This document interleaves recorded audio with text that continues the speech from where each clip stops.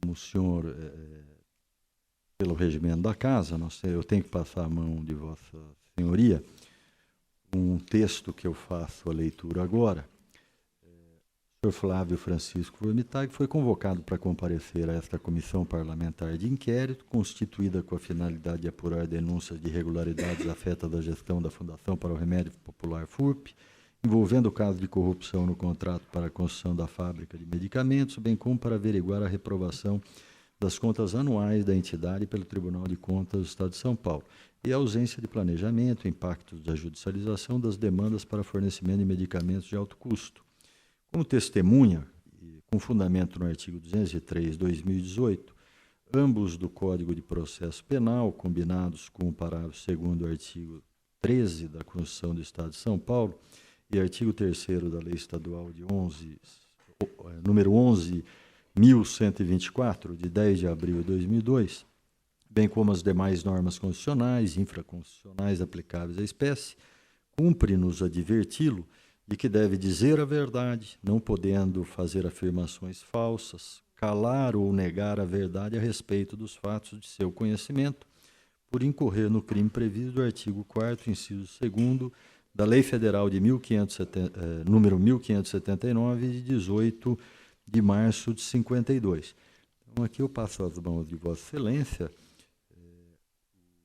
um termo de compromisso, onde o senhor vai se qualificar e que foi convocado a comparecer a essa comissão, conforme o que eu já fiz a leitura, e que foi advertido a dizer a verdade sob pena de incorrer no crime previsto no artigo 4º, conforme a legislação. Então, passo ao senhor para preenchimento e assinatura.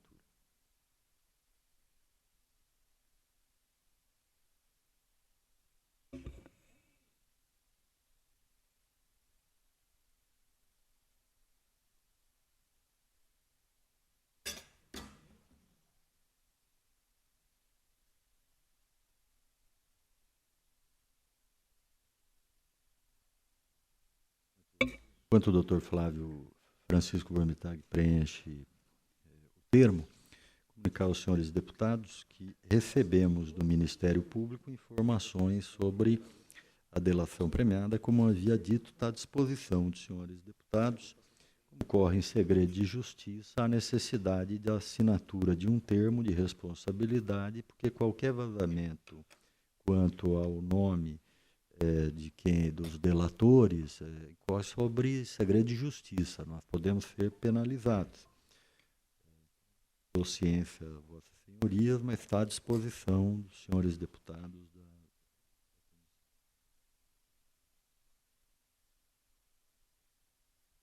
Muito obrigado, doutor Francisco Flávio Formitag, acaba de assinar o termo. Normalmente, para que o senhor conheça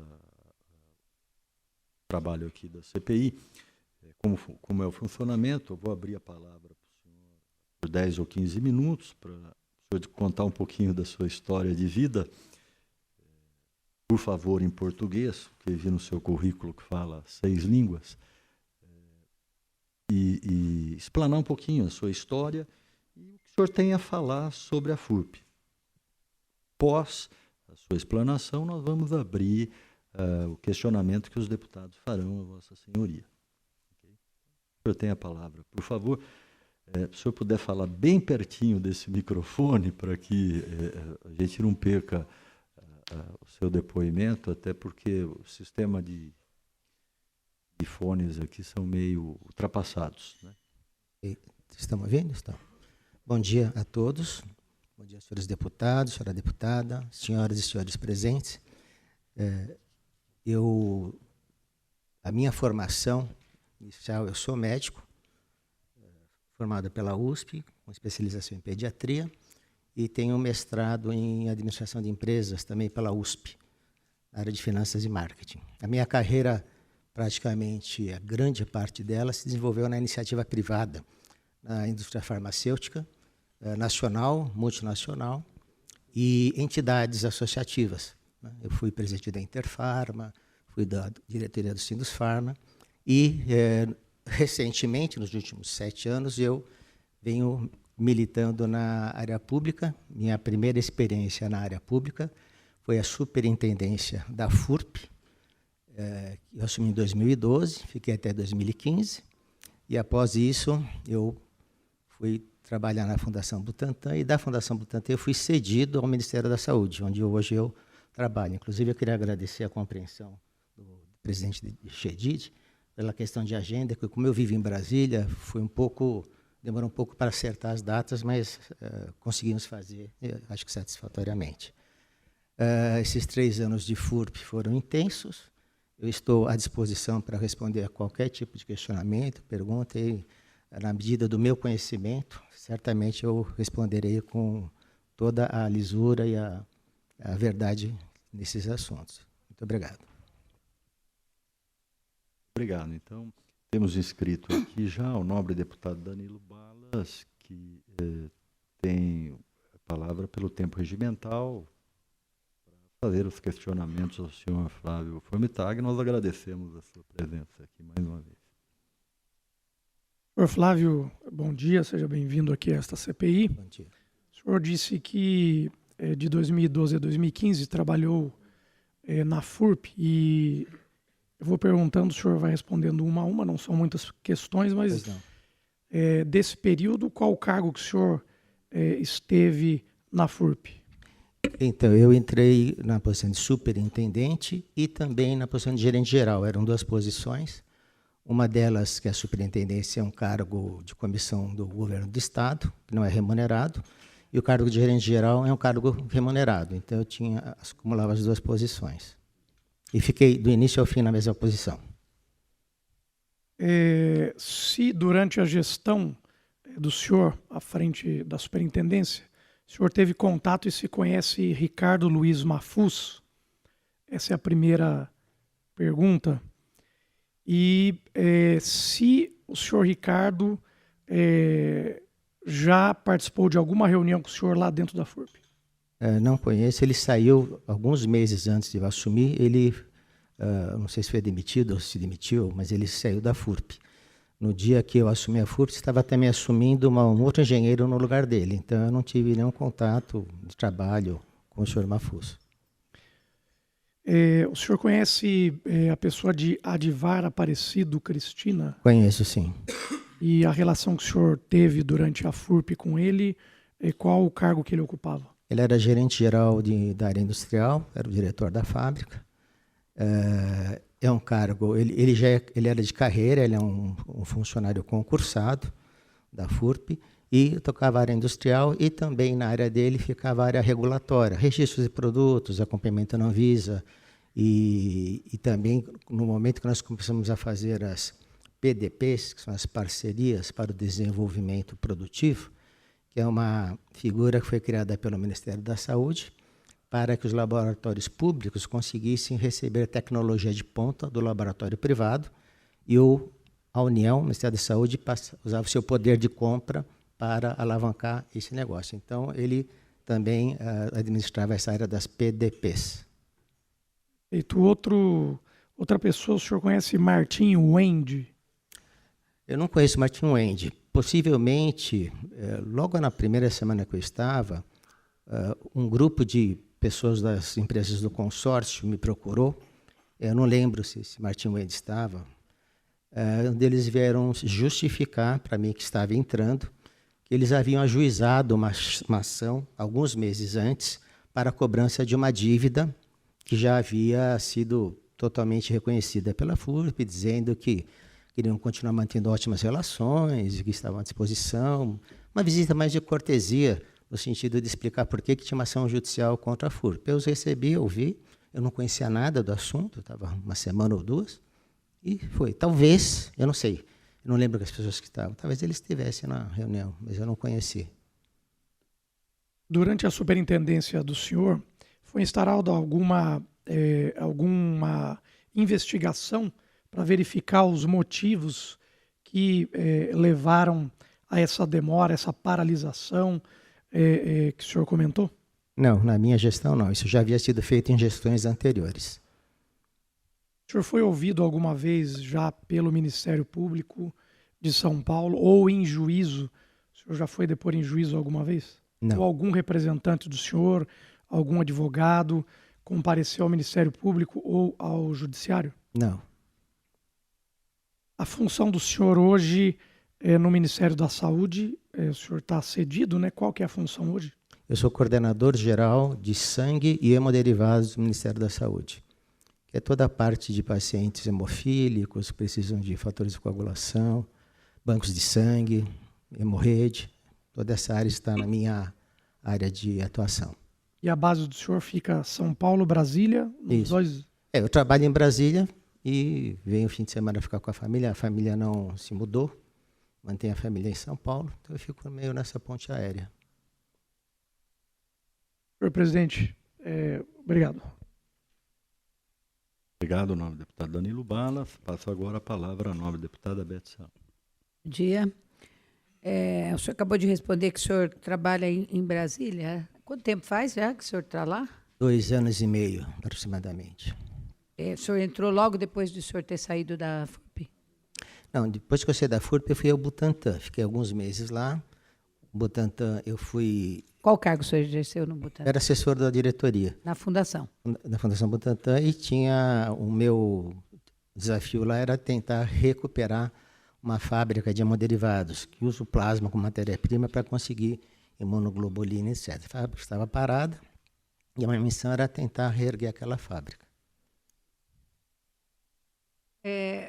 O senhor saberia informar o que gerou a disputa judicial travada entre a FURP e a Camargo Correia, que era líder do consórcio responsável pela construção da fábrica em Américo Brasiliense, que gerou um pagamento de 22 milhões de reais ao consórcio? Foi uma paralisação da obra? Estou lhe perguntando. Por qual motivo houve a paralisação da obra? Se o senhor poderia nos explicar quem era o responsável pela emissão das cartas de crédito para aquisição dos equipamentos necessários à continuidade das obras? O que eu sei foi o que eu li no processo interno, né? Existe um processo muito volumoso que trata desse pedido de reequilíbrio do consórcio, não da Camargo Correia, mas das empresas. A Camargo Correia era líder do consórcio, em função de uma Quais eram as outras empresas, além da Chain, OAS e Planova. Eram 4 empresas no consórcio. E a Camargo era líder do consórcio. Pelo que eu li no processo, houve paralisação da obra anos antes, não sei se foi 2006 ou 2005, alguma coisa assim. Teve um período que o senhor chegou a pegar essa paralisação? Não, eu entrei em 2012. A fábrica já foi inaugurada em 2009. Então, quando eu entrei em 2012... Mas o senhor não teve conhecimento nenhum sobre isso? Só de ler o processo. Pessoalmente, eu nunca conversei com ninguém sobre isso. Mas li bastante o processo quando veio a decisão judicial de pagamento, né? E eu fui avaliar todos os documentos que haviam dentro do processo. O pagamento ocorreu na sua gestão ou não? Ocorreu na minha gestão. Por determinação judicial? Determinação judicial. Então o senhor teve que pagar. Quem pagou esses... Foram 22 milhões mesmo ou foi um outro valor? Foi um outro valor. O senhor poderia nos informar? O valor inicial, quando foi ajuizado, era da casa de 15 milhões, se eu não me engano. Sim. Foi ajuizado em 2012, início de 2012. Quando saiu a sentença obrigatória, esse valor com as correções estava beirando quase 25 milhões, na verdade, com as correções. E aí foi que, por determinação do Conselho Deliberativo, aliás, só uma ressalva, né? Todas essas decisões são do Conselho Deliberativo. O superintendente ele só executa. O meu limite de assinar... O superintendente, desculpe me interrompê-lo, o superintendente não tem poder caso haja um exagero, porque esses valores foram fartamente analisados, inclusive por órgãos de imprensa, dizendo que havia um superfaturamento, que esse aditivo não correspondia ao que de fato estava na obra. Não tem essa possibilidade, quer dizer, o estatuto da empresa não lhe permite negar esse pagamento, contestá-lo. Há algumas análises que dizem que não houve contestação por parte da FURP para este pagamento, considerado por muitos bastante elevado. O que acontece é o seguinte, quando lá em 2006, alguma coisa, trouxe o pedido de reequilíbrio por conta da paralisação quase total da obra, a não emissão das cartas de crédito, a não importação dos equipamentos, a construtora, o consórcio, calculou um valor que ele teria direito para reequilibrar as despesas não previstas em contrato. Esse valor foi sendo analisado, principalmente quem era responsável naquela época, pelo que ele era o Instituto Uniemp, que fez as diversas análises e chegando à conclusão que uma parte daquele valor era devido. Esse valor, dentro do processo inicial, ele passou por diversos escrutínios, tanto dentro da FURP quanto dentro da Secretaria da Saúde.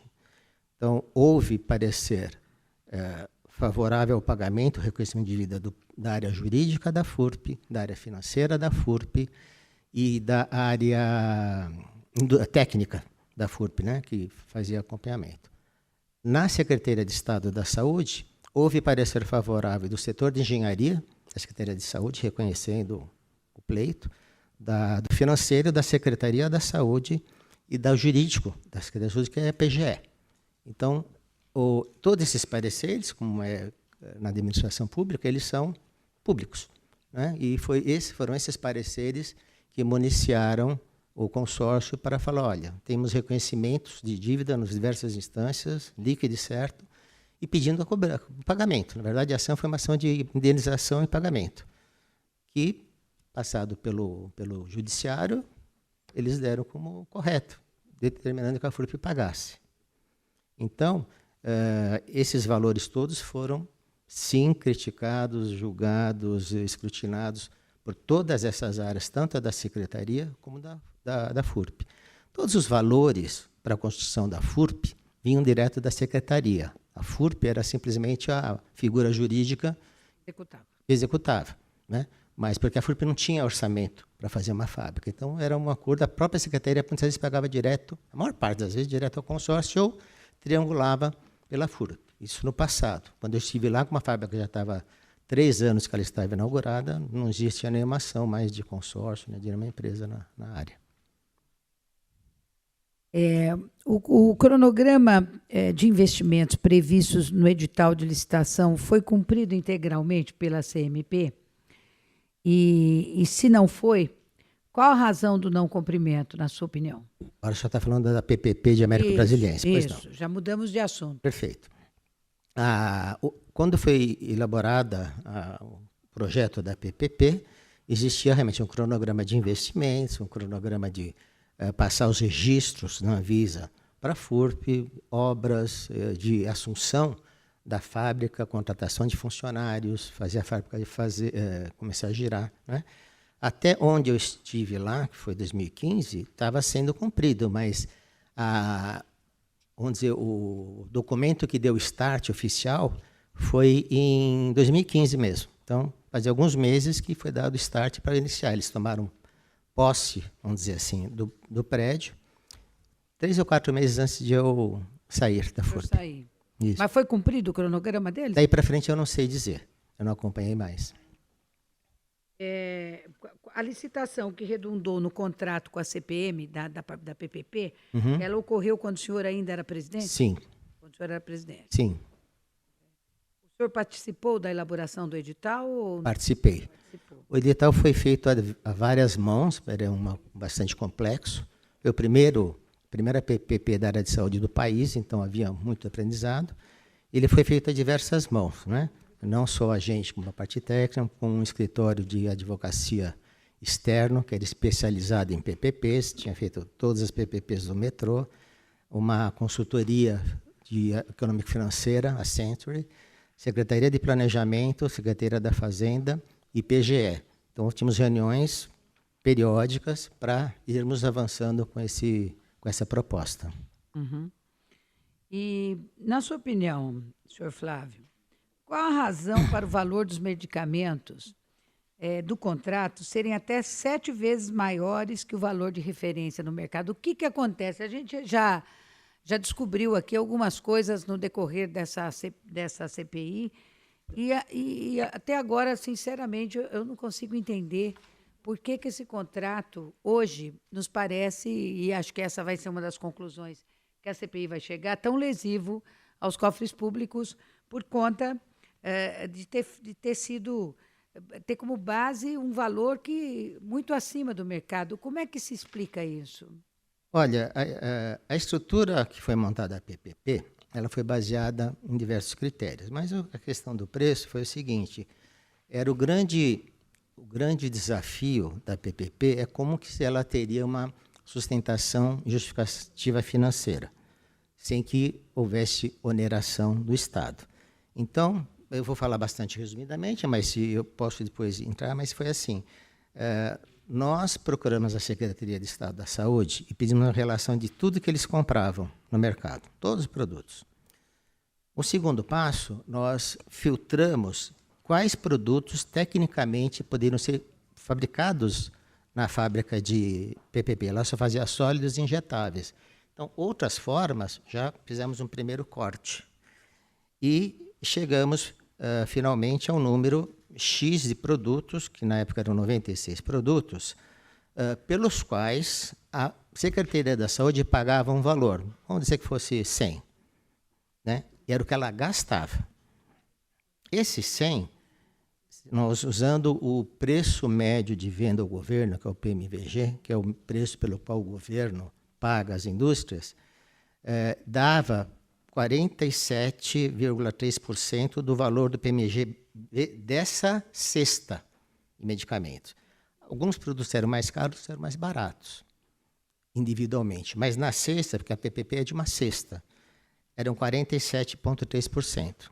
E o edital foi colocado o seguinte, quem der mais desconto de 47,3% vai ganhar a PPP. E o laboratório que entrou deu 49,99%, 50% de desconto, com uma grande vantajosidade para a Secretaria da Saúde, que não teria que investir um centavo a mais do que ela já gastava, né? E com todas o pacote acessório. O que eu chamo de pacote acessório? Registro dos produtos na Anvisa. Isso custa muito caro. Então, eles iam ceder todos os registros desses 96 para a FURP. Segundo, a transferência de tecnologia. Fabricar todos esses medicamentos tem uma tecnologia que precisa ser aprendida.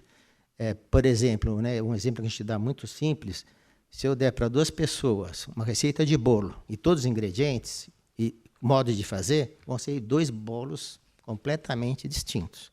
Então, tem que haver essa transferência de tecnologia. Terceiro aspecto era gerenciar a fábrica, porque aquilo lá tem toda a parte de utilidades, que é ar-condicionado, líquido, geradores, isso tem que estar o tempo todo sendo verificado, validado.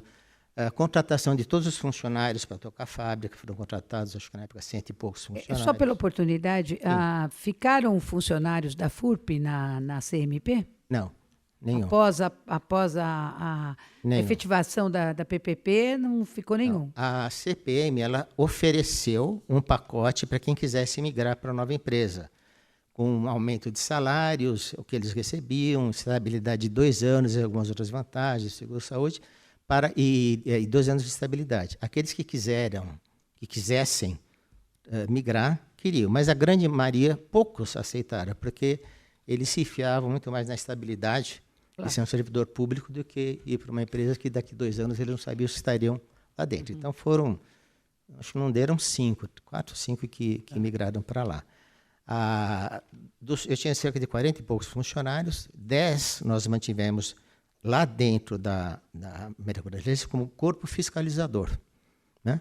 Porque estava entrando novas pessoas, nova tecnologia, e para fiscalizar o cumprimento dos itens da PPP. Então, ficou um grupo de 10 funcionários da FURP, não da CPM, continuavam na FURP, para fazer essa fiscalização. Mas nenhum funcionário público trabalhou para a CPM, em nenhum minuto. Nenhum? Nenhum minuto. E só mais um último ponto, assim, além dessa contratação e gestão, tinha também a compra de matéria-prima. A compra de matéria-prima pelo Estado, ela obedece a 8666, aquelas licitações. Ela trava muito, ela é muito rígida. Está sendo mudada agora. Está sendo mudada. Espero que mude. E até pela 8666, eu como superintendente, o meu limite de aprovação de valores sem passar no conselho eram R$8.000. Acima disso, tudo ia para o conselho. que a lei nunca foi atualizada monetariamente. E um último detalhe que eu acho que é importante, a PPP ela foi uma concessão de serviços, com entrega acessória de produtos. Quer dizer o seguinte, todo esse pacote de coisas que eles faziam, gerir, investir, comprar matéria-prima, produzir, pagar funcionários, etc., era um pacote de serviços, os quais saíam alguns produtos para ser registrados, serem entregues à FURP. Não havia essas aquisições da FURP, da CPM, não eram notas de aquisição de produtos, mas notas de prestação de serviço. Então, mas não daria para separar entre os produtos e os serviços, os preços dos produtos e os preços dos serviços? Houve uma separação ou não houve essa separação? Não houve a separação. Poderia. Sempre pode. Mas esse é um problema que até hoje, por exemplo, no nível do Ministério da Saúde, é um complicador. Essas várias parcerias de venda produtivo vem um valor. Você não sabe quanto daquilo é transferência de tecnologia, quanto daquilo é o preço efetivo físico do produto. Mas, no caso, era um serviço. Tanto é que a CPM ela não paga ICMS, não paga nada, ela paga ISS, ou subserviços. Ela é uma prestadora de serviço. Donde nós dizermos que o produto lá custa 10 e na ata custa 5, é comparar alhos com laranjas. São coisas diferentes. Eu tenho um pacote de serviço que dá tantos produtos e custa 10 o pacote. Antes da PPP, só para uma referência, o custo da fábrica de Mério Brasiliense parada era de 25 milhões de reais por ano. Por quê? Tinha que se manter todas as utilidades, água, vapor, tudo funcionando para não perder a certificação de boas práticas de fabricação. Então, o custo da fábrica parada custava 25 milhões de reais. Esse preço está incluído nesse pacote de concessão. Né? A compra de matéria-primas, que eu não conseguia fazer porque dava... A FURP era muito inadimplente. Então, os fornecedores, dificilmente eles compareciam às licitações, compareciam com preços elevados, já contando com a inadimplência, ou pregões desertos. Então, compra de matéria-prima pela FURP era bem complicado. Sim, mas bem, o senhor foi presidente da FURP, o senhor tinha conhecimento dos problemas com a execução do contrato com a CPM? Se o senhor teve conhecimento, quais as providências que o senhor tomou? E outra coisa, nós fizemos uma visita, por exemplo, lá na CPM, e ouvimos que eles produzem 25% do que eles poderiam produzir, né? Segundo eles nos informam que o Estado não passa, que a Secretaria Estadual de Saúde não passa para eles as demandas que poderiam passar, sendo que falta medicamento na ponta. Quer dizer, quantos e quantos municípios têm falta de medicamento que poderiam estar sendo produzidos, alguns deles, eu não estou dizendo todos os itens, pela CPM. E também ouvimos aqui do atual presidente da FURP que tem um pagamento que é muito exagerado, de 90 milhões de reais, que isso está muito acima, porque está com base num contrato que foi feito há anos e que não está sendo realizado hoje. Então, eu queria que o senhor comentasse essas questões. Quer dizer, que PPP é essa eficiente, né? Se ela está causando hoje, nos parece, pelo tudo que a gente já levantou, um prejuízo enorme para os cofres públicos. Queria registrar a presença no nome de deputado delegado Olim. Devolvo a palavra. Pois não. Depois. Bom dia, deputado.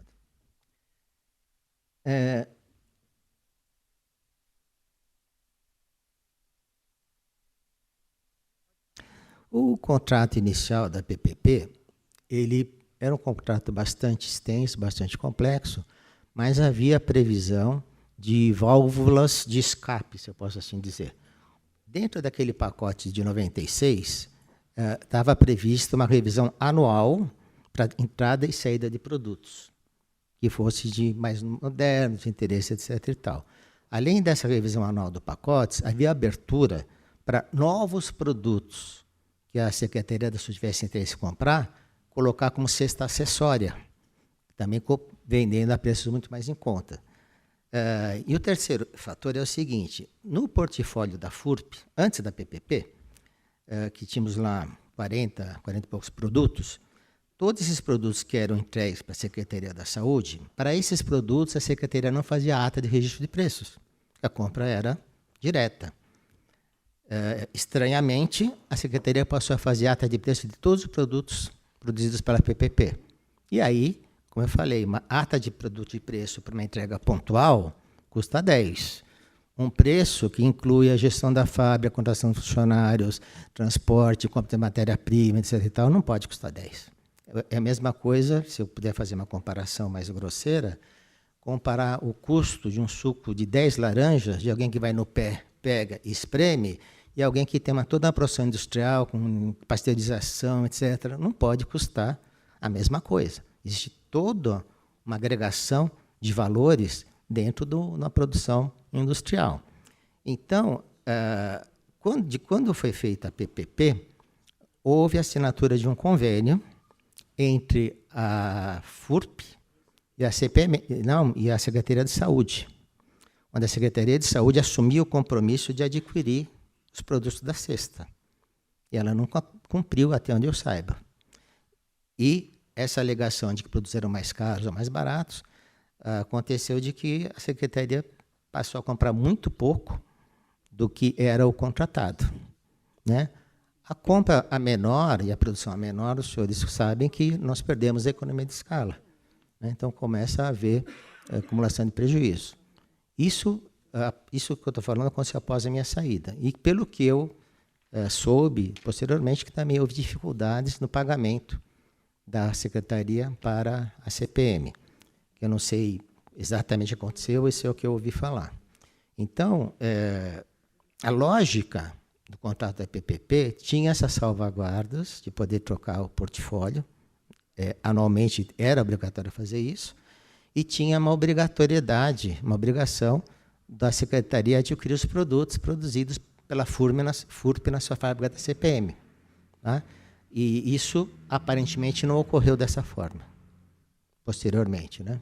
Quer dizer, é uma falha grande na própria Secretaria, na sua opinião, na própria Secretaria de Saúde, que reduziu as compras desses produtos, é isso? Eu entendo que sim. Mas continua repassando os valores.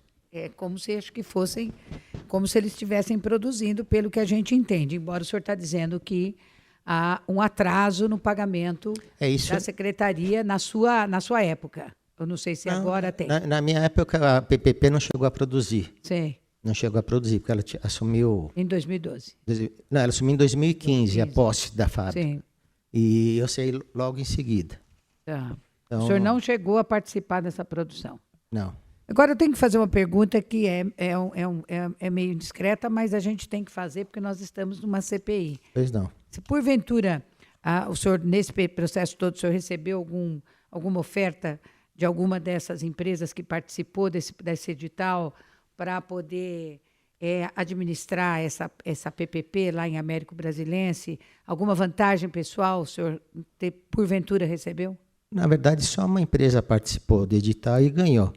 Não teve nenhuma outra? Não. Só uma? Só uma compareceu. Só uma. Ou seja... Ninguém se inscreveu, desistiram no meio do caminho? Houve várias empresas que sondaram, pegaram o edital, estudaram. Teve até que chegou ao dia do edital, mas acabou não apresentando a proposta. Então, efetivamente, só houve a proposta da empresa EMS, que criou uma companhia de propósito específico, que é a CPM, Concessionária Paulista de Medicamentos, mas ela foi a única que apresentou efetivamente uma proposta. E quando tem, assim, normalmente em licitações, quando acontece, às vezes, de ficar uma empresa só na disputa, às vezes tem lugares, sobretudo no setor público, que as pessoas refazem essa licitação. Elas dão um outro prazo para que novas interessadas, independentemente do tipo de serviço que será feito, se é obra, se é prestação de serviços, enfim, que apareçam novas interessadas. Vocês chegaram a prorrogar esse prazo para o surgimento de novas interessadas ou não? Apareceu a CPM e ficou ali. É que, na verdade, esse processo todo, até chegar ao edital, teve vários processos, né? Várias ocasiões. Teve audiência pública, teve consulta pública, nós recebemos diversas empresas que vinham pedir mais informações, compreender. É que para um investimento desse porte, tinham que ser empresas de grande porte também. Então, não há muitas. E a maior parte das empresas, vamos dizer assim, elas têm já um parque industrial colocado. O parque industrial da FURP, América Brasiliense, nunca foi, na minha opinião pessoal, o foco de quem iria fazer essa oferta, mas sim a possibilidade de produzir produtos que seriam vendidos através da FURP, dentro do sistema público, que poderiam ser comprados sem licitação. Então, eles estariam entrando no mercado sem licitação através desse mecanismo da FURP. Entendi. Então, o que eu digo é o seguinte, as grandes empresas nos procuraram antes, tiveram interesse, muitas falaram, não tenho. No fim, ficaram duas que demonstravam interesse, as duas compareceram, e uma foi a Cristália, que também é grande, e outra foi a MS. E na hora do edital, a Cristália não colocou a sua proposta. Por hora é só, senhor presidente. Obrigado, o nobre deputado Beth Saão. Passa a palavra agora ao nobre deputado Alex de Madureira, que tem a palavra pelo tempo regimental. Um bom dia ao doutor Flávio, Bom dia. a todos os deputados aqui presentes, ao nosso presidente, deputado Edmir Chedi. Agradecer ao senhor, doutor Flávio, pelo atendimento ao convite dessa CPI e por estar nos elucidando aqui vários assuntos diante da sua gestão na FURP de 2012 a 2015. Tenho algumas perguntas só, muito rápidas, de forma bem objetiva. No tempo que o senhor esteve à frente da FURP, queria que o senhor fizesse um breve resumo de quais foram as suas ações lá. Uma forma bem tranquila, bem rápida, à frente da superintendência da FURP. Pois não. A FURP, quando eu entrei, ela tinha um portfólio de produtos extremamente defasado. Quando eu entrei em 2012, o último produto novo lançado tinha 10 anos que tinha sido lançado. E era o moderníssimo antibiótico amoxicilina, que tinha mais de 30 anos de mercado. Então, era uma situação de estagnação. Um velho conhecido de todos nós, né? Exatamente. Nas nossas infâncias, muitos de nós tomamos. Então, havia essa situação. Um portfólio velho, ela estagnada. Havia as questões da produção de Guarulhos, porque a fábrica e os funcionários da FURP eram concursados, com todas as vantagens e desvantagens, mas do ponto de vista administrativo, da gestão, havia a questão de você não poder fazer trocas de funcionários. Esse é um ponto. Segundo, havia uma indústria de atestados médicos na região. Então, eu tinha 20% de absenteísmo dentro da FURP, que para tocar uma fábrica é tecnicamente quase impossível. Para dar uma dimensão disso, nós tínhamos 2 grandes prédios Fabris, chamado prédio 8, que era o mais velho, e um prédio 25, que era o mais novo. Cada um tinha o seu gerente da fábrica. Quando chegava de manhã e chegavam os funcionários, conforme o número de funcionários que chegava, eles decidiam qual prédio ia funcionar naquele dia. Não conseguia tocar os 2 ao mesmo tempo. Então, bem complicado. E então nós fomos, até por orientação na época do secretário, procurar novas alternativas. Uma das primeiras missões que me foi dada era recuperar a história da PPP. Já havia sido tentada uma PPP alguns anos antes, eu acho que em 2008 ou 2009, que não progrediu, e estava em pleno processo de estudo da PPP naquele momento, mas já estava na fase onde eles estavam querendo encerrar, por não conseguir achar um modo de administrativo para poder andar nisso. Então, esse foi um primeiro desafio. E o outro era o seguinte, estava iniciando já há uns 2 anos, esse procedimento do Ministério da Saúde, através da Secretaria de Ciência, Tecnologia e Insumos Estratégicos, a SQT, os processos de PDPs, essas parcerias para o desenvolvimento produtivo. Que, como eu falei, ela é boa para o privado, porque, em tese, ele vai ter um certo monopólio. É boa para o público, porque, de outra forma, ele não conseguiria transferência de tecnologia de produtos novos e modernos. E para o Ministério, para o Estado, que centralizava as compras, era uma garantia de que ele conseguiria um preço negociado previamente. Basicamente, bem simplesmente, esse é o mecanismo. A FURP não tinha nenhuma PDP assinada, zero. E, à época, né, então nós começamos um trabalho junto ao Ministro da Saúde à época, e com a ajuda decisiva do governador, para sensibilizar para que a FURP pudesse participar desse processo e conseguir algumas PDPs. Então, em 2012, nós tínhamos 0 PDPs. Aí começamos a trabalhar. À época, o ministro era um paulista, que era o Alexandre Padilha, sensibilizou-se com o governador, etc., e passou a considerar a FURP dentro do seu leque de opções. Para resumir, em 2015, a FURP era o laboratório público que tinha o maior número de PDPs do Brasil, só atrás da Fiocruz. A Fiocruz é o concurso, né? Está dentro do Ministério, etc. Então, isso, de per si, elevou o faturamento da FURP de cerca de 150 milhões em 2012 para 420 milhões em 2015. Óbvio que as margens eram muito pequenas no início, porque ela começa a absorver a tecnologia, as margens são pequenas e, ao longo de 5 anos, se passa a ter o domínio da tecnologia para fabricar o produto de ponta a ponta, e aí você passa a ter 100% dessa venda com pagamento de royalties. O raciocínio, Sim. Nesse período desse aumento do faturamento da FURP, a FURP conseguia se manter? Ela tinha déficit ou ela tinha superávit? A FURP, o fluxo de caixa da FURP, a área financeira da FURP, era gerida diretamente pela Secretaria.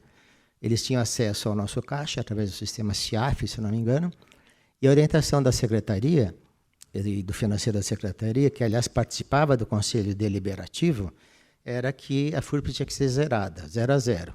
Teve lucro, o Estado toma. Teve prejuízo, ele paga. Só que isso não funcionava exatamente assim, até porque o lucro, o não ter lucro, condena a empresa à obsolescência e ao decaimento, porque você tem que normalmente ter reinvestimento. E o prejuízo, quando eles pagavam, geralmente pagavam no dia 31 de dezembro, que já não dava para fazer mais nada. Então, nós ficávamos inadimplentes quase o ano inteiro. E a entrega de matéria-prima, eles não entregavam. Se vinham fazer uma licitação, punham o preço no espaço. Muitas delas só vendiam com pagamento adiantado à vista. Então, o custo dos produtos subia. A produção, muitas vezes, faltava um insumo, que são vários que entram, não conseguia produzir. Era uma administração bem complicada em função desse não controle financeiro da própria direção da FURP. Então, isso vem ao longo de muitos anos, eu não sei como que é hoje, depois que eu sei, eu não sei como que era, mas então era esse o aspecto. Então, muitos dos prejuízos, à época, se vocês forem olhar o balanço, é porque a Secretaria não repassou o que tinha que repassar. Até porque ela repassava um fixo mensal, independente de quanto você entregasse. Que também é uma outra coisa, do ponto de vista administrativo, Ruim. É difícil. Pela oportunidade, não, deputado. Claro. O senhor poderia explicar um pouquinho mais sobre isso, esse repasse sem retorno? Foi aventado aqui em algum momento, Sim, aproveitando o seu questionamento, nobre deputado, por autorizar? Não. A FURP, assim, tudo que ela fabricava era destinado à Secretaria de Saúde do Estado. 100%. Programa Dose Certa e etc. Então, se ela entregasse 10, 15 ou 20, tudo que ela fabricava, entregava. E a secretaria olhava o nosso caixa e mandava o dinheiro que ela achava que podia aquele mês. Porque a gente precisa entender também que uma administração da Secretaria de Estado, que eles têm diversos hospitais, obrigações, ela, sempre com recursos escassos, ela acaba priorizando alguma área que precisa mais, em detrimento de uma outra. Se aquele medicamento da FURP não chegava ao mês seguinte, porque a gente ia entregar o que tinha, então ela ia administrando isso. Mas, assim, basicamente, ela passava um valor X fixo, mensal. Muitas vezes eu tinha aqui na secretaria pedir para pagar, porque eu não tinha dinheiro para folha, por exemplo, eles também pagavam quando eles podiam. Então vamos fazer só uma colocação aqui. A época, tá? Não vamos estender isso para hoje. A época que o senhor estava lá. A secretaria, ela ficava com, ou seja, a venda dos medicamentos, esse recurso ia para a secretaria, óbvio. Ela era que vendia os medicamentos. Não, ela não vendia. A secretaria recebia e distribuía gratuitamente para o Estado. Certo. Não a venda. Mas ela não repassava o suficiente para a manutenção da FURP em muitos meses. Em muitos meses, exatamente. Então, nós podemos dizer que a inadimplência da FURP ela era causada por conta disso, pela falta de repasse da Secretaria do Estado para a FURP. Pode-se dizer que uma boa parte dessa inadimplência estava aí. Entendi. Eu acho que esse aspecto até foi comentado aqui pelo Dr. Vitor Hugo. Foi sim. Na sua fala. Tem mais uma pergunta aqui. O senhor disse na sua fala, na colocação da deputada Beth, que a sua missão era reerguer a FURP, a fábrica, né? O que o senhor quer dizer com reerguer e se o senhor cumpriu essa missão? A gente, muitas vezes na área privada, usou o termo turnaround, quer dizer, dar uma repaginada, uma revigorada, né? Então, a situação da FURP, como eu falei, era de produtos antigos, um portfólio defasado, de baixo valor agregado, né? Então, por exemplo, produtos que a gente fabricava na FURP acabavam sendo até mais caros do que o mercado. Porque os genéricos, quando entraram e se fortaleceram e se estabeleceram, eles tinham políticas muito agressivas de preço, né, no mercado. Tanto é que havia, na época, 2 ou 3 empresas grandes que disputavam passo a passo, e era assim, na base de descontos monstruosos. Então, a FURP não tinha um produto bom de valor agregado, que se produzisse, poderia deixar de comprar no mercado a um custo menor. Então, nesse sentido, foi que a gente começou a desenvolver essa política de incentivar as PDPs. Inclusive, à época, criaram-se PDPs de produtos para a saúde. DIU, marca-passo, grampeador para cirurgia. E a FURP foi o primeiro e único laboratório que fez PDPs de produtos para a saúde. A FURP conseguiu, nessa área, Ministério da Saúde, uma projeção enorme. E a contrapartida que nos interessava é trazer produto novo, tecnologia e recursos, né? Porque aí, no caso do Ministério da Saúde, era venda. Ele comprava, ele pagava a venda, né? Diferentemente do Estado de São Paulo, que era fabrica e entrega, e o Estado distribui. Esse foi um aspecto que a gente trabalhou bastante nesses anos e foi bastante bem sucedido. A outra foi a PPP, quer dizer, o que fazer com a Américo Brasiliense, me custando 25 milhões de reais por ano sem produzir nada, né? E com 40, 50 funcionários, não faziam nada. E por que aconteceu isso? Porque quando você cria uma fábrica, ou qualquer empreendimento público, que você condiciona a contratação a um concurso público, e no caso da FURP tinham que ser funcionários com preparo técnico especializados, você não consegue contratar ao nível para montar uma fábrica inteira, até porque os concursos estavam parados, na época não tinha concurso. Então a gente estava numa situação sem saída, gastando dinheiro para manter uma fábrica parada e sem poder colocar funcionários para poder começar a produzir. Era uma situação bastante desconfortável. E de onde que a solução da PPP, que o projeto da PPP, quer dizer, ele veio do Palácio, né? Tem que fazer uma PPP, tem que achar uma saída. E aí todos os órgãos do governo do Estado, como eu falei, planejamento, PGE, Fazenda, a unidade de PPPs da Secretaria da Fazenda, diversos órgãos. E nós também tivemos algumas empresas. O escritório de advocacia, basicamente, uma consultoria financeira para fazer a estruturação econômico-financeira, e a jurídica foi feito isso. Então, esse foi um trabalho a muitas mãos, foi bastante árduo, muitas reuniões, muitas idas e vindas, e se chegou ao modelo pacificado por todos. Inclusive, esse modelo foi objeto de várias publicações e estudos da própria PGE, como um modelo inédito e que praticamente a gente cobria as possibilidades, como, por exemplo, a mudança do portfólio, a introdução de medicamentos, o OPEX e CAPEX colocados num tempo adequado. Era uma PPP de 15 anos. Iria ser de 20, aí resolveu-se baixar para 15, porque era a primeira, não se sabia como é que iria evoluir. Na opinião do senhor, a PPP resolveria o problema de Américo Brasiliense? Sem dúvida. Sem dúvida. Se ela seguisse o que foi planejado e contratado, sem dúvida. Qual foi o motivo da saída do senhor da superintendência da FURP? Decisão do secretário.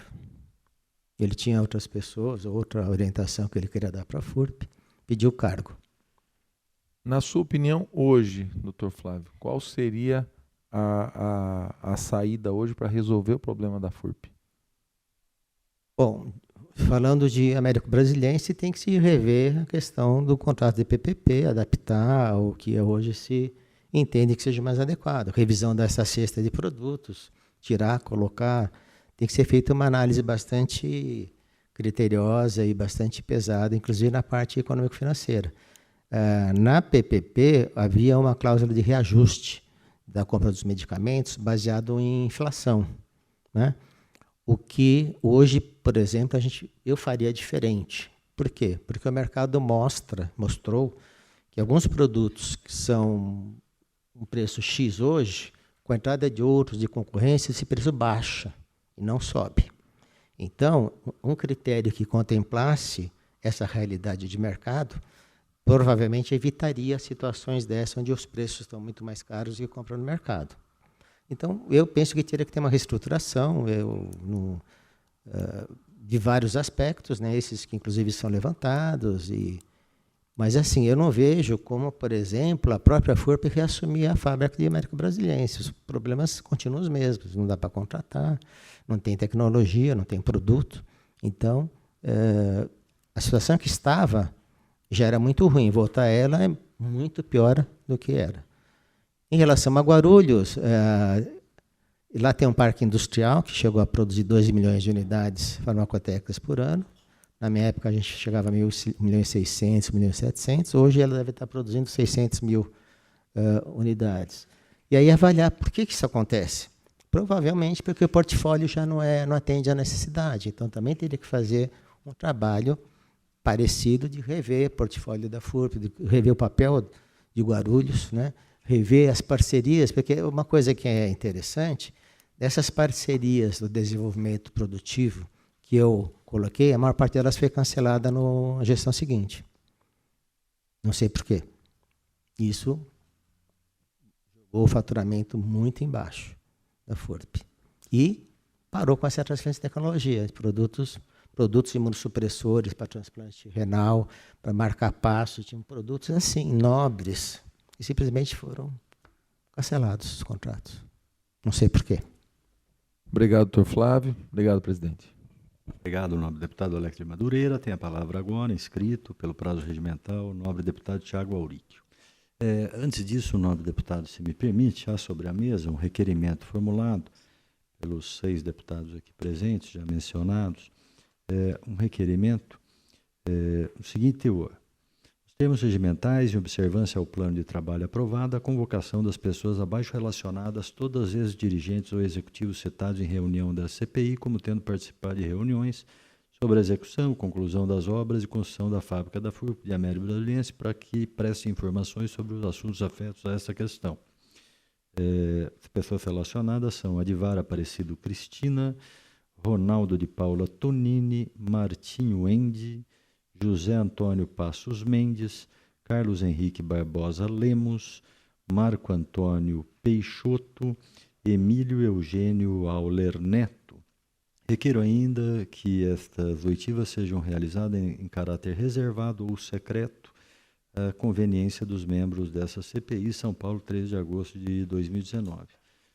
Dou conhecimento do requerimento e já convoco uma sessão 1 minuto após o encerramento da presente para apreciação do requerimento.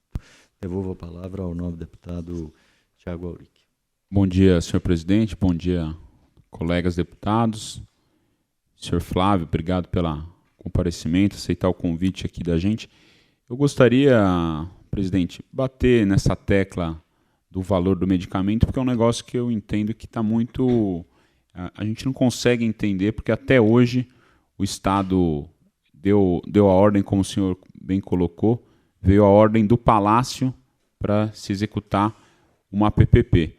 E logo depois da assinatura do contrato, que o Estado pagaria 50% da tabela CMED, o Estado já tinha, no valor de mercado, o Estado conseguiria comprar os mesmos medicamentos por um valor mais barato. O senhor colocou aqui que, na realização desse contrato da PPP, tiveram várias consultorias, escritórios de advocacia, o pessoal da Secretaria da Saúde, o pessoal da FURP, e logo em um ano de contrato, como eu falei, já se encontrava 40 medicamentos dos 96 num valor mais barato. Isso que eu não consigo entender. Tanta gente envolvida, escritório de advocacia, consultoria, o pessoal da secretaria, e ninguém conseguiu prever que logo em um ano se encontraria os mesmos medicamentos num valor abaixo que a FURP fornecia para o Estado?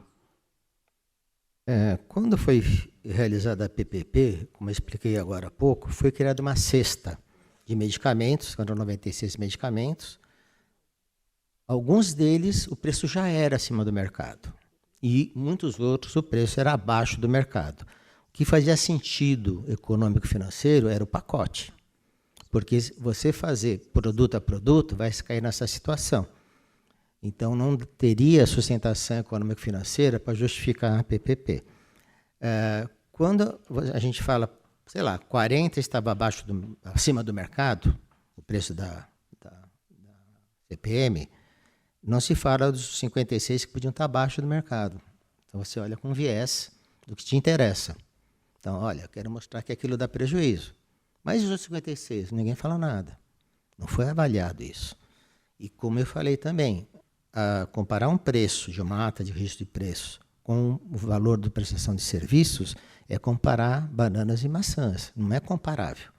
Então, o que teria que ter sido feito, na minha opinião, é que se fizesse uma análise mais analítica, mais correta, levando em consideração os fatores, não apenas o preço da ata. E a hora que você fala o preço da PPP, é até difícil dizer qual é o preço, porque eles entregam um número de medicamentos e cobram o serviço da produção daqueles medicamentos, onde tudo está incluído, inclusive essa gestão da fábrica, a compra da matéria-prima, a produção, a transferência de tecnologia, dar o registro para a FURP, tudo isso está no pacote. Por isso que eu digo, comparar esse preço da PPP com o preço de ata não é justo, não é correto. Não é nem que é justo, não é correto. São parâmetros diferentes.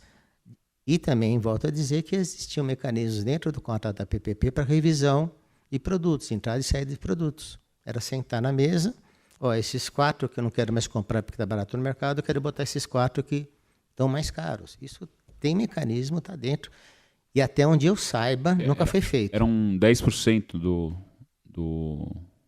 da cesta de medicamentos. Da cesta, mais uma cesta acessória que podia ser qualquer valor. O que é a cesta acessória? Que estão fora dessa cesta obrigatória, que é essa cesta obrigatória que dá sustentação ao contrato, mas a secretaria podia falar, eu quero esse, fora da cesta, mas que vai fabricar metade do preço. A CPM tem toda a possibilidade de atender isso.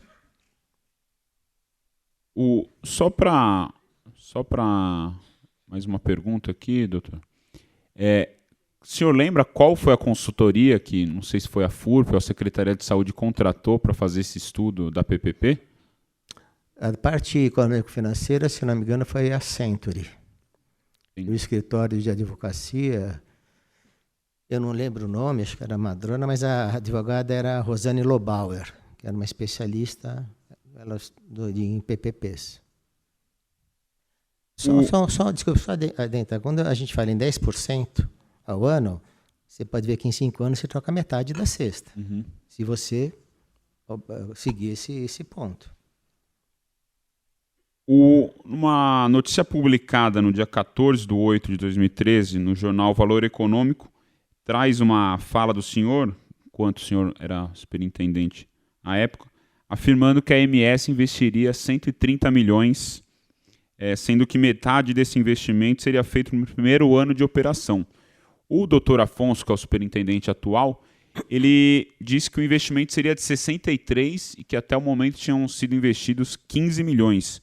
Eu queria entender, acho que todos nós aqui, qual que seria o valor realmente de fato que deveria ser investido? Olha, eu não me lembro, assim, existia esse valor, estava em contrato, estava no contrato da CPM, ele é público. O que aconteceu posteriormente a isso, eu não tenho conhecimento, lamento. O senhor não sabe por que esse valor não foi investido? Não sei. Tá bom, então. Estou satisfeito, viu, presidente? Excelência. Satisfeito. Muito obrigado. Obrigado, senhor. Deputado Olim, hoje não tem pergunta, satisfeito com o questionamento dos deputados e a resposta do depoente. Vou me inscrever e vou falar,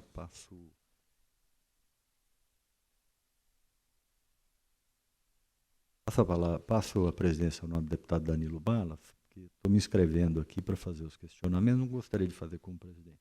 Passo a presidência e peço a inscrição. É autorizada a inscrição e já passo a palavra ao nobre deputado Edmir Chedi para proferir as perguntas ao depoente. Obrigado. Agradecer a sua presença aqui, doutor Flávio Francisco Formitag. Várias perguntas, uma incógnita que a gente está tentando entender todo esse processo.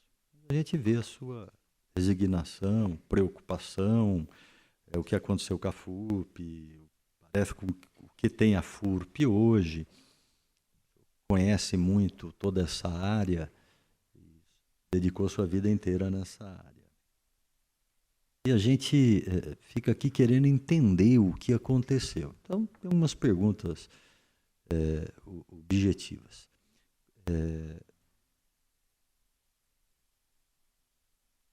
Por que o senhor teve as suas contas no Tribunal de Contas rejeitadas? Que é um dos itens aqui da CPI. Basicamente, pelo que eu estava comentando, que esse balanço da FURP, ele obedecia às entradas da secretaria. Então, a menor tem prejuízo. A produção cai em alguns momentos, porque a gente não conseguiu comprar matéria-prima, ou matéria-prima a um preço elevadíssimo, ou muitos pregões desertos, né? Então, o absenteísmo imenso da FURP. Eu tinha, como eu te falei, 20% de absenteísmo, que já não permitia uma produção total. Mas, basicamente, os pontos que foram questionados naquela reprovação de contas eram em relação ao fluxo de caixa, ao prejuízo anual e ao não atingimento da produção do número que estava previsto de unidades, se eu não me engano. Agora, de qualquer forma, desculpe, deputado, toda essa parte de balanço, etc., quem cuidava era a minha gerência geral de financeiro, departamento financeiro. Toda essa parte contábil, etc. Houve vários durante a minha gestão. Teve uma Cristiane, depois teve o Damião, depois teve uma Sandra e o último... Não, Moisés foi o meu antecessor na superintendência, o professor Moisés Goldbaum. Aqui diz, dentre a baixa produção, a liquidez diminuiu muito, a produção de remédios foi diminuída, constava na LOA só 68% foi produzido, e também a quebra de ordem cronológica nos pagamentos, análise de notas fiscais constatados, vários casos de notas com vencimentos com meses de atraso, que somente são lançadas com a data de vencimento quando são efetivamente pagas. E ainda o tribunal verifica que essas notas fiscais, que algumas notas fiscais não constam da relação de cronologia de pagamentos no exercício 2012. Isso se deve a quê? Eu não sou especialista nessa área contábil, mas havia, muitas vezes, a inversão da ordem de pagamento quando você tinha uma necessidade de uma matéria-prima urgente, estava faltando uma produção. Então, em algumas situações, mas todas essas situações foram devidamente justificadas, colocadas e uma justificativa forte de qualquer situação. Mas foram poucas. E eram necessidades assim prementes de fábrica parada e sem perspectiva a curto prazo de conseguir isso. De qualquer forma, era aquela questão de a gente ter que priorizar uma situação crítica em função dessas necessidades. E como o senhor viu esse parecer do Tribunal de Contas, que julgou irregulares as contas e que determinou uma multa individual que corresponde a 200 UFESPs, individual ao senhor Moisés Goldbaum, se é essa a pronúncia correta, não sei, e o senhor Flávio Francisco Vomitag, porque 200 UFESPs é um número bem grande. O senhor pagou essa multa? Eu não tenho conhecimento dessa multa. Não tenho ainda conhecimento nenhum. O senhor sabe quem exarou o parecer na época? Não sei. Foi o nobre ex-deputado dessa casa e deputado federal, hoje conselheiro do Tribunal de Contas, Dimas Eduardo Ramalho. O senhor, eu passo as mãos de Vossa Excelência até para tomar conhecimento. Obrigado. Fazer uso que for importante ao senhor. O senhor esteve na inauguração da fábrica, não? Qual fábrica? Dessa de Américo Brasiliense? Não, ela foi em 2009, eu não estava na empresa. O conselheiro do Tribunal de Contas está na foto da inauguração. Tem mais algumas perguntas aqui. O senhor conhece essas pessoas que os nobres deputados acabaram de fazer um requerimento aqui? A Divar Aparecido Cristina? Sim, conheço. Ela era o quê lá? Ele era o gerente industrial. Tá. Geral da área O senhor tem a dizer dele? Tem algo... Eu tenho a dizer dele que ele é um farmacêutico, ele era um funcionário concursado, muita experiência na área de produção e que tinha um trabalho bastante bom dentro da FURB. Ronaldo de Paula Tonini. Não conheço. Martim Weber. Eu falei no início, eu não conheço. Não. Talvez tenha estado numa reunião com ele, mas não conheço. José Antônio Passos Mendes. Não conheço. Carlos Henrique Barbosa Lemos. Não conheço. Marco Antônio Peixoto. Não conheço. Emílio Eugênio Auler Neto. Não conheço. Qual era o papel do assessor técnico da FURP, Ricardo Lima, durante a sua superintendência lá? O Ricardo, ele era funcionário lá de Américo Brasiliense, ele era um gerente lá da fábrica, e quando nós fomos iniciar o processo para a montagem da PPP, nós o deslocamos para São Paulo. Ele também é farmacêutico, conhecia bastante a planta de Américo Brasiliense, para ajudar na construção. O Ricardo era farmacêutico? Ele é farmacêutico. Acho que ele está lá até hoje. E ele disse que saiu. Ah, é? Né? Então não sei. Parece que saiu. Ah, não, o Ricardo Lima era o depoente que vinha na semana passada e nós não tivemos quórum aqui. Por que a gente quer entender um pouquinho isso, né? A gente, às vezes, nós estamos aqui focando bastante no pagamento desse reequilíbrio econômico financeiro, mas não é só isso, né? Nós temos lá a CPM, há um furo no caixa. A pergunta é o seguinte: se quem realmente administrava financeiramente era a secretaria, no período que o senhor foi superintendente lá, o secretário era quem de Estado de Saúde? Quando eu iniciei, o secretário era o Dr. Giovanni Guido Cerri. Foi a sua indicação do senhor, foi feita por ele? Foi ele. Foi partidária ou não? Não, eu não tenho nenhum partido, não sou afiliado a partido nenhum. Foi técnica. Técnica. Pela minha experiência em indústria privada. E a sua exoneração se deu pelo secretário? Secretário seguinte, que é o Dr. Davi Everson Uip. E qual o motivo da sua saída de lá? Olha, naquele momento, a FURP estava estrangulada por falta de recursos. a ponto de nós pararmos de pagar os ônibus, o fretamento, o restaurante e o convênio médico. Isso gerou uma grita dos funcionários, via sindicato, bate no governador, o governador bate no secretário, o secretário resolve trocar o superintendente. Isso é o que eu entendi. Não paga a conta e exonera o superintendente, está resolvido. Eu não sei se... Mas assim, a conta... Mais ou menos como aqui na isso. Assembleia, quando o líder do governo acaba o estoque de mentira para os deputados, substitui o líder do governo. Mais ou menos assim. Eu não, Entra como mentiroso, exato. não posso dizer que seja isso, mas de qualquer forma é um cargo de confiança. Confiança. O secretário pode, a qualquer momento, trocar. Ou respeito isso. Respeita, claro. Há uma denúncia no Ministério Público em que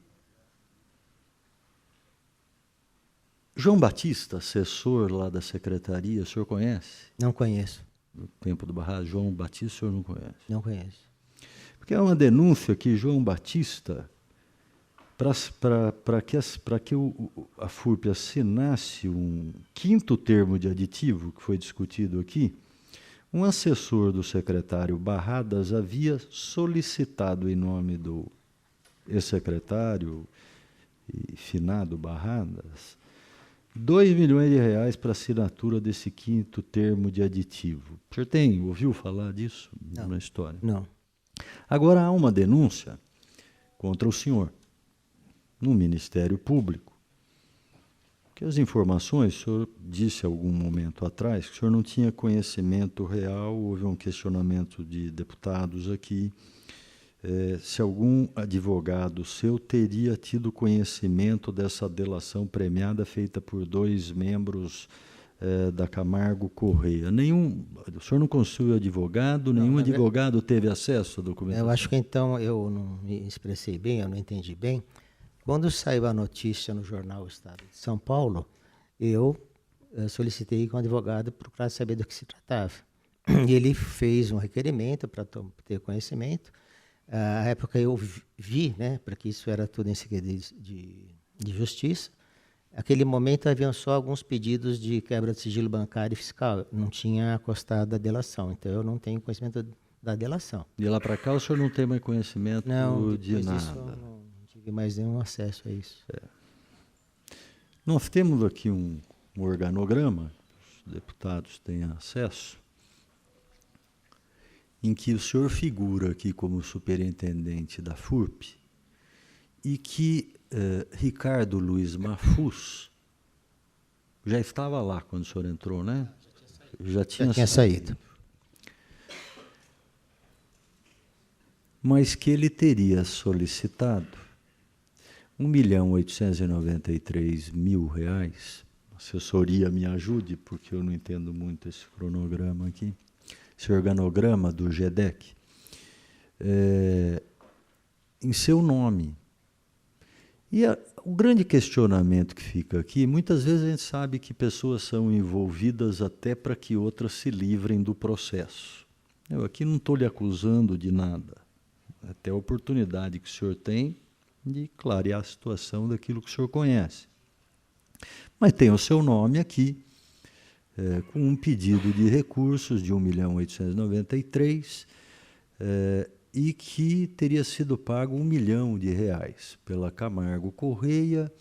A grande questão é se a FURP estava endividada, e sempre foi endividada, pelo que a gente tem ouvido aqui, porque vocês são engessados pela gestão da Secretaria de Saúde. Entram com uma ação de reequilíbrio econômico financeiro. Em primeira instância, a Justiça acata a decisão e determina o pagamento. Um monte de dívida, a ordem cronológica não é cumprida, restos a pagar, como o senhor mesmo diz, fica lá para o dia 31 de dezembro, aí o governo vê o que sobrou no caixa e vê o que faz para tentar acomodar a situação. Se ela tem várias dívidas lá, principalmente com fornecedores, 2 questionamentos. Por que foi pago, então, isso? Por que não deixou... Por que a FURP não recorreu? Recorre, é uma briga jurídica, Ela não contestou a ação. Por que não contestou a ação? É isso que a gente precisa entender um pouquinho. O que o senhor pode nos informar sobre isso?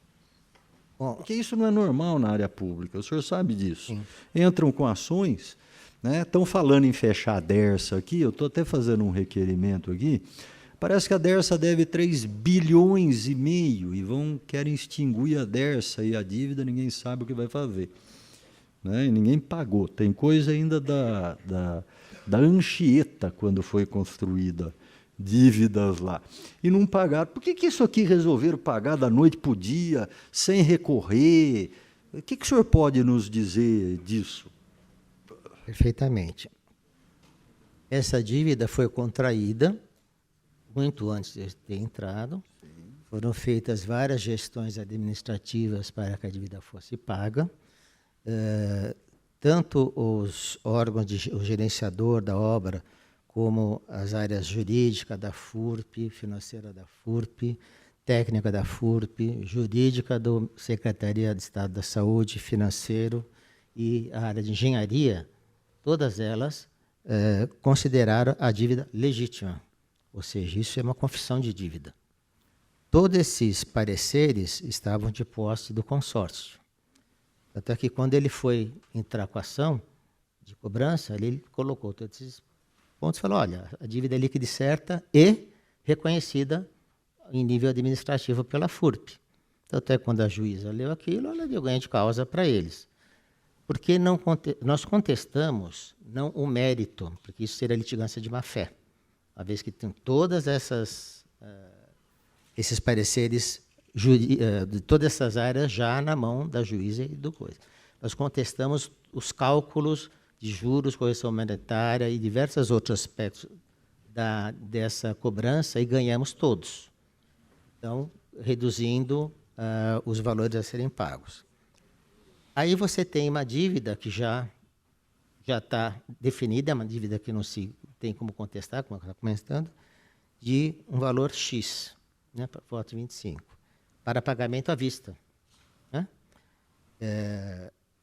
O Conselho Deliberativo pediu que eu tentasse negociar umas condições um pouco mais favoráveis.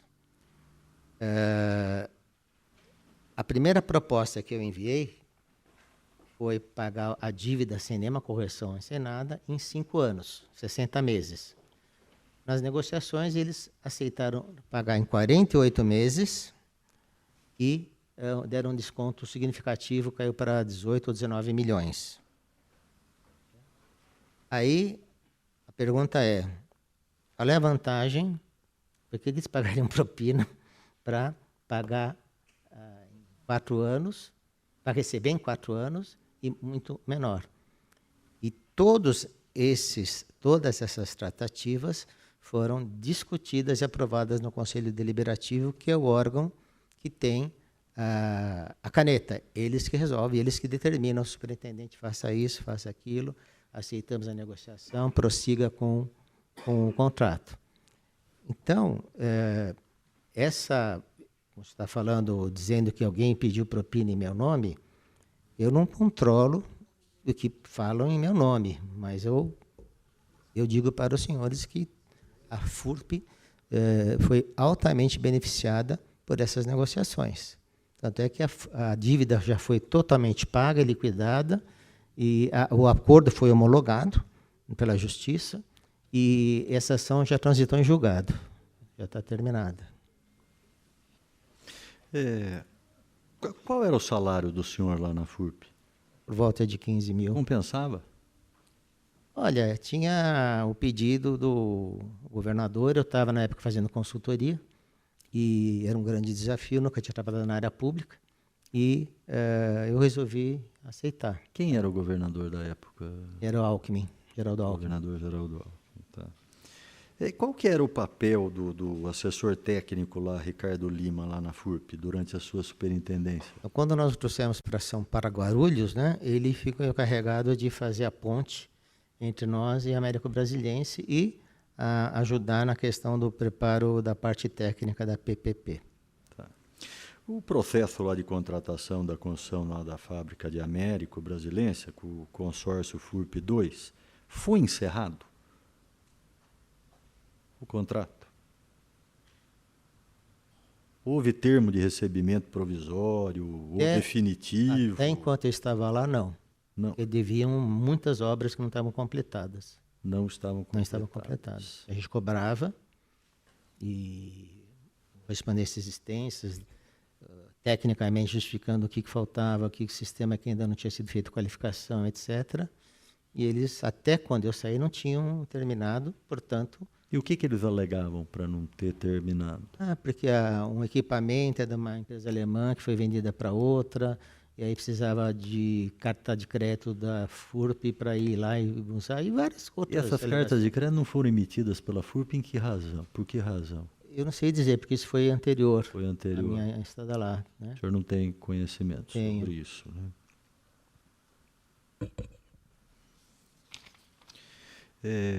Nós vimos nas atas das reuniões do Conselho de Administração da FURP que o pedido de reequilíbrio econômico e financeiro foi pautado e retirado da pauta pelo senhor em várias reuniões antes da aprovação. Para mim, não. Sempre pelo Conselho. Pelo Conselho. Sempre pelo Conselho. E por que colocava na pauta e retirava? Houve dificuldade para aprovar esse reequilíbrio? O que é que aconteceu? Esse reequilíbrio estava na pauta do Conselho há anos, né?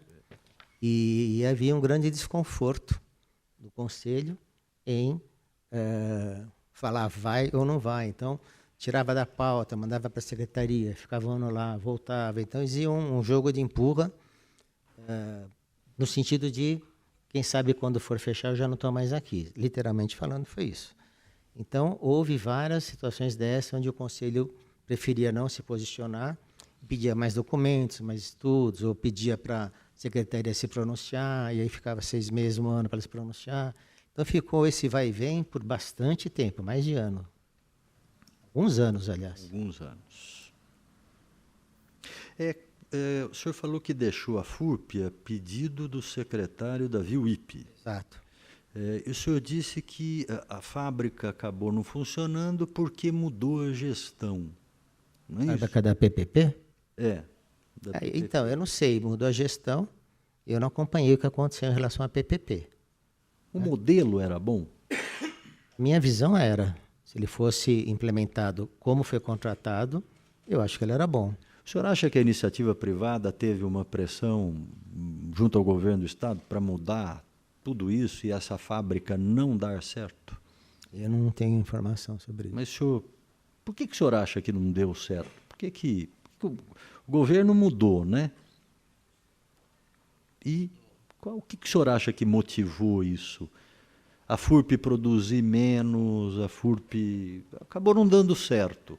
É um modelo, até o atual vice-governador esteve aqui na Assembleia Legislativa, e ele foi inquirido pelo deputado agente federal Danilo Balas, o que eles pretendem fazer da FURP. Pergunto para o presidente aqui da CPI agora, Danilo Balas, o que foi a resposta do senhor vice-governador? Ele comentou que, como não havia resposta para o governo da fábrica, ele não via razões para ela continuar. O que o senhor pensa disso? Fechar a FURP? Alternativa, né? Mas eu acho que há necessidade de mais informações do atual governo e ter um estudo bem embasado. Se esse estudo realmente chegar à conclusão que ela não é mais viável, eu acho que é uma decisão de governo, ou extinguir, ou passar para a iniciativa privada. Tem algumas alternativas.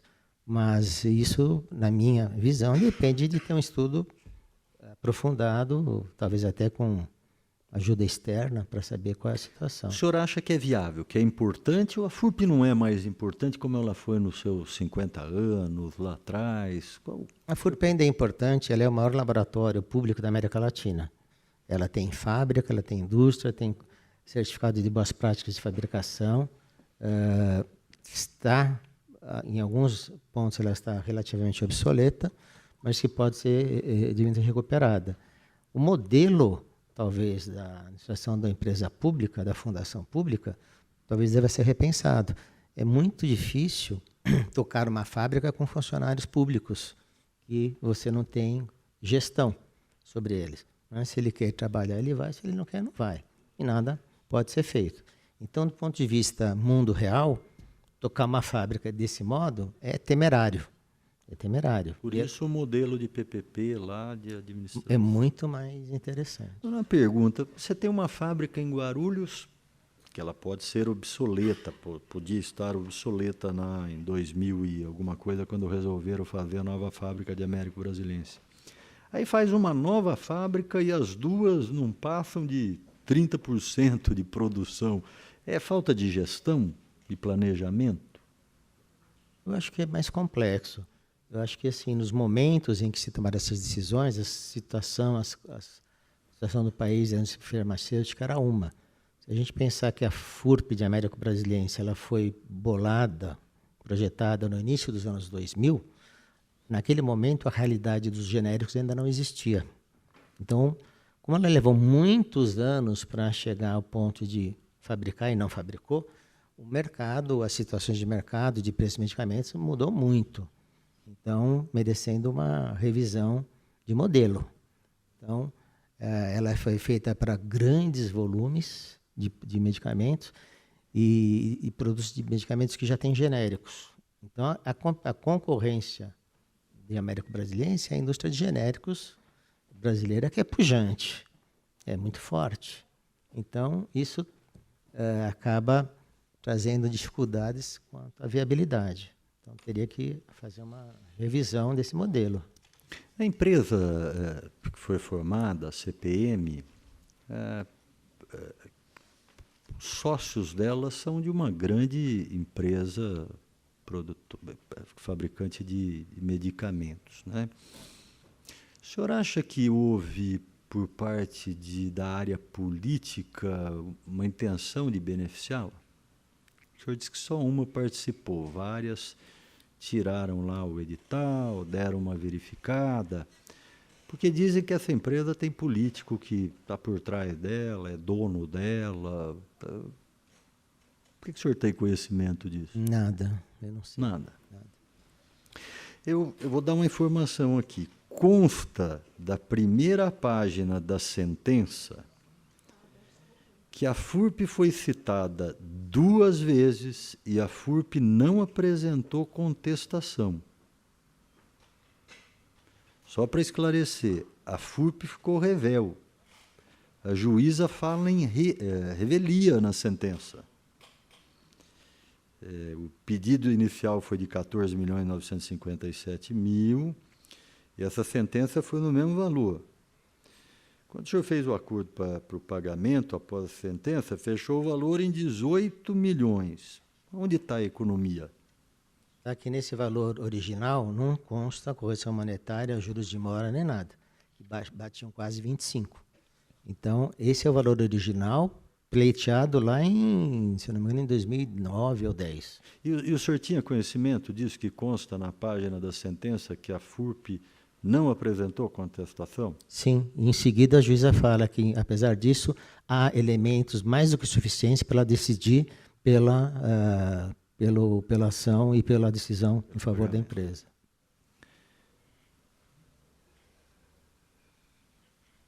Por que o senhor acha que...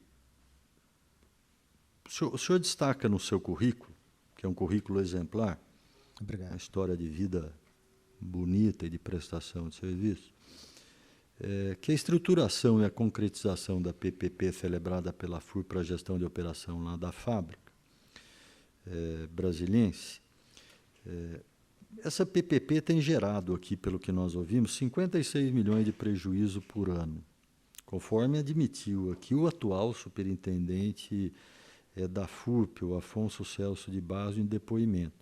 O senhor acredita mesmo que isso foi importante para o governo? Foi um bom negócio? Lá em 2000 estava começando os genéricos. Em 2005 começa a construção da fábrica. Em 2009 inaugura a fábrica. E a secretaria, ninguém se preocupou em mudar o que tinha que mudar, atualizar. Como é que o senhor vê isso? Foi um movimento que aconteceu efetivamente dentro da Secretaria da Saúde. Eu não saberia dizer por quê. Quem pode nos responder, então, Davi Uip, essas pessoas. Como?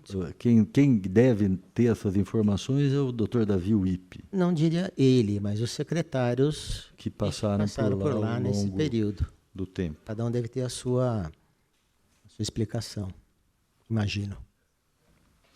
E essa fábrica ficou parada lá por um tempo, né, que ocasionou tudo isso e tal.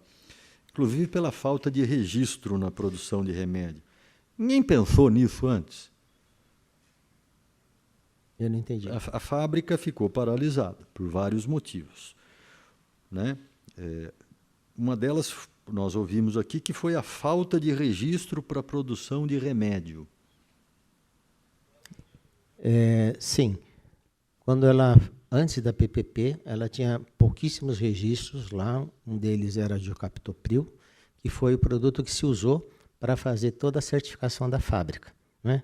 Com a Anvisa, tem toda a parte de certificação fabril, de testes de máquina, qualificação.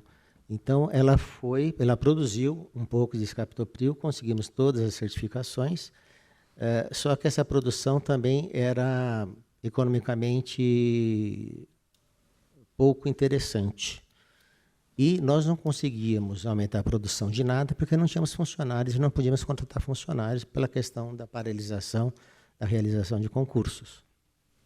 Então não tinha como fazer ela funcionar mais ou melhor.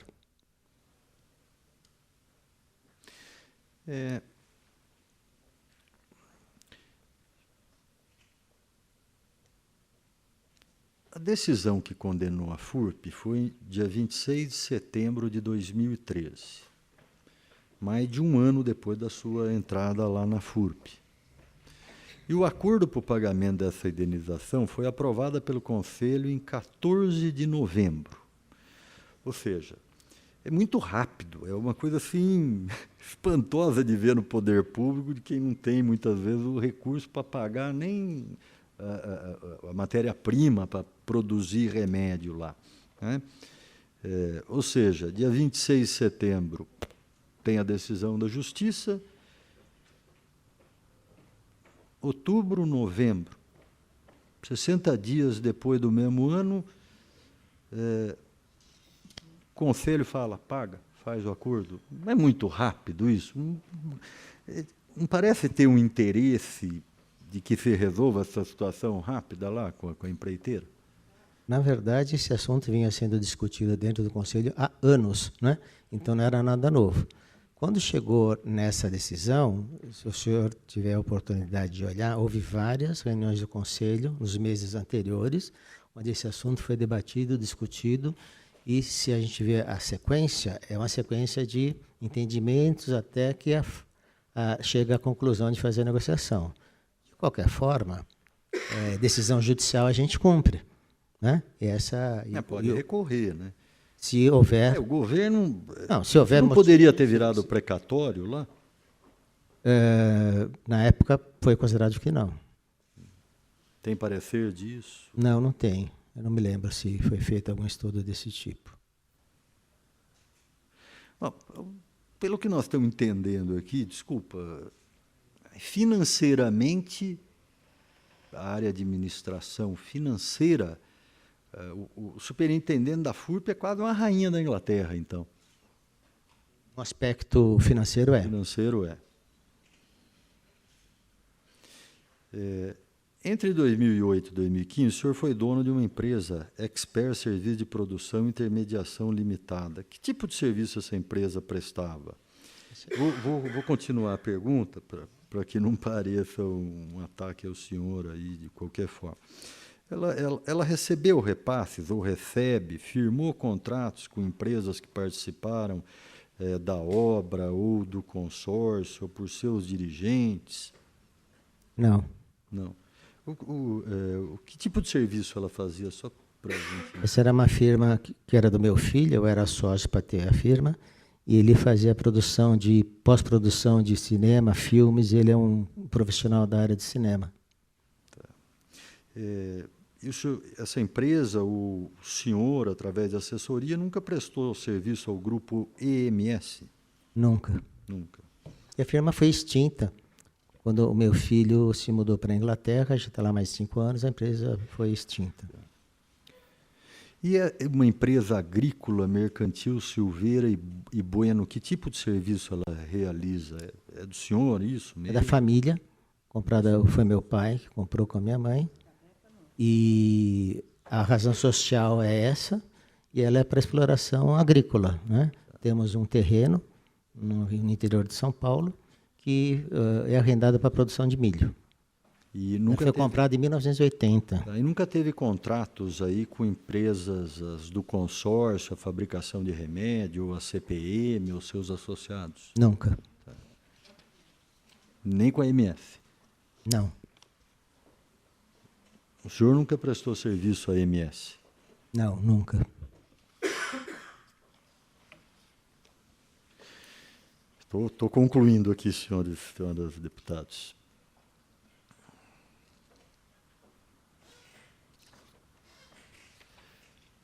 O senhor conhece a padaria Dona Deola? Conheço. Já esteve lá? Algumas já.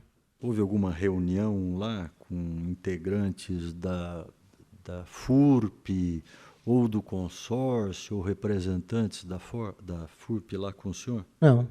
Não. E na Lapa? Isso é na Lapa, né?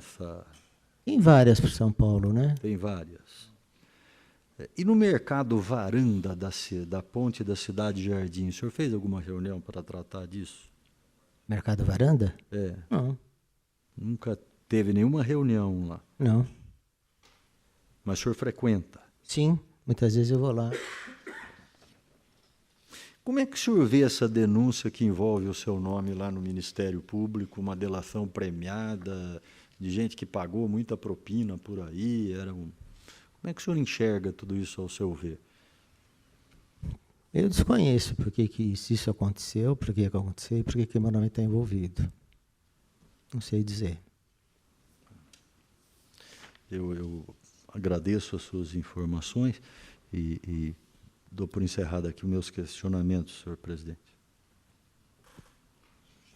A oitiva, com a pergunta do deputado Edmir Chedi, se encerra, retomo a presidência, repasso a presidência ao nobre deputado Edmir Chedi.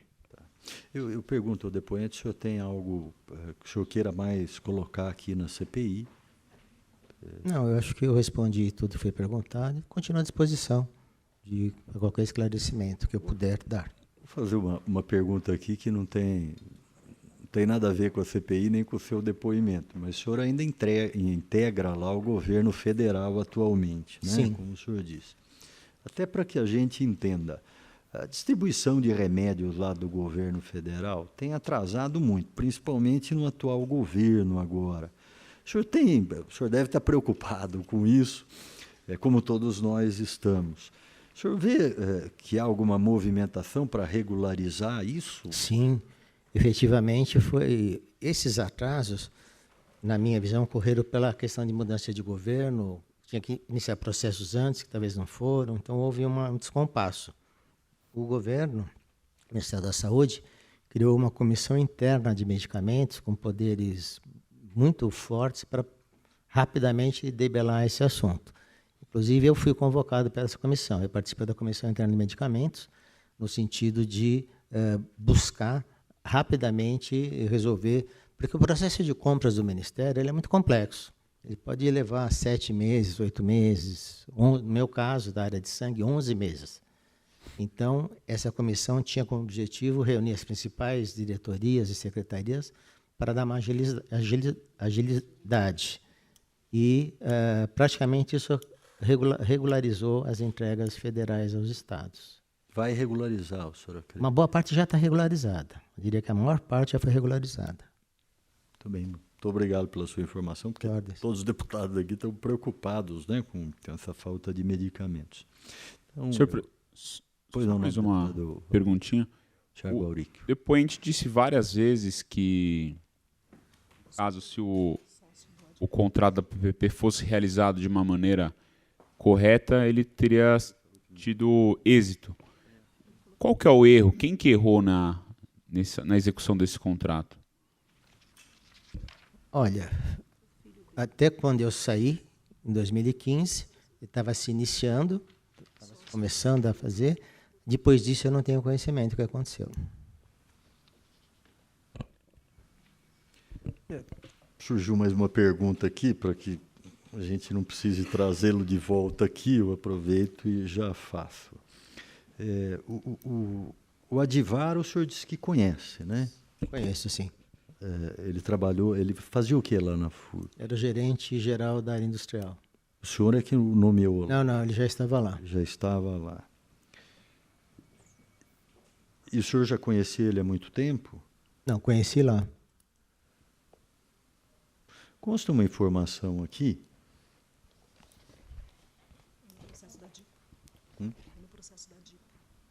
É num processo da DIPO. Da o quê? Desculpe. DIPO. A DIPO é Departamento de Investigações, Processo Criminal. Todos esses documentos estão disponíveis aqui. Se eu quiser depois solicitar, fique à vontade. Okay, obrigado. Diz aqui que Flávio Francisco Vormitag é o senhor. Sim. Tem uma sociedade, tem uma empresa, Porto Fino Empreendimentos Imobiliários. O senhor é dono dessa empresa? Ela foi fechada já. Ela foi criada há uns 20 anos atrás, comigo e com meu filho, que ela tinha como objetivo a administração de imóveis próprios. Tá, o senhor se retirou dessa empresa em 2017? 2017. Ela nunca teve movimentação, ela nunca atuou. E entrou o Advar. Tem aqui nos documentos que o senhor saiu, mas entrou Advar Aparecido Cristina nessa empresa. Advar e Damião. Damião Amaral. Eram duas pessoas. Eu saí da empresa, precisei sair por conta do meu cargo no Ministério da Saúde. Como eu era 99%, isso era incompatível. Era mais fácil trocar a sociedade do que fechar, pelo tempo, né? E nessa época, quando saímos da FURP, nós tínhamos ideia de começar a fazer algum negócio na área de distribuição de medicamentos, que não aconteceu. Eu fui para o Ministério da Saúde e cada um tomou o seu rumo. A empresa nunca funcionou. Mas a ideia era essa. E por isso que o Advar Aparecido Cristina foi admitido na sociedade? Foi.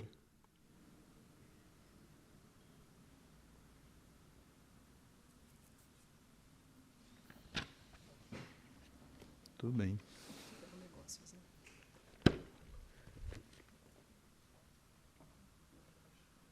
Por perguntar, ele era um testa de ferro do senhor? Como? Ele era um testa de ferro da sua empresa? Não. Já que o senhor não podia participar porque tinha assumido um cargo? Não. O meu filho continuou na empresa. O seu filho continua lá. E ele foi escolhido pelo conhecimento dele? Conhecimento industrial, do mercado farmacêutico. Tá. Quero, mais uma vez, agradecer a sua presença aqui. Antes de dar por encerrada a presente sessão, requeiro aos senhores deputados uma reunião extraordinária logo após o encerramento da presente, por 1 minuto após o encerramento da presente, já que temos quórum aqui. Com base no plano de trabalho, existe mais um requerimento da nobre deputada Beth Saão, a convocação dos membros do Conselho Deliberativo da FURP, no período que compreende a contratação da construção da fábrica de Américo Brasiliense até o encerramento do contrato, cujos nomes e ordem das oitivas será definido a conveniência da CPI. Então, eu também adito à pauta nessa próxima reunião extraordinária o requerimento 29, assinado por todos os deputados que convocam 7 pessoas, de número 29, que eu já fiz a leitura, e agora o requerimento de número 30 da nobre deputada. Nada mais havendo tratado, dou por encerrada a presente sessão, convocando os senhores para daqui a 1 minuto a sessão extraordinária para apreciação.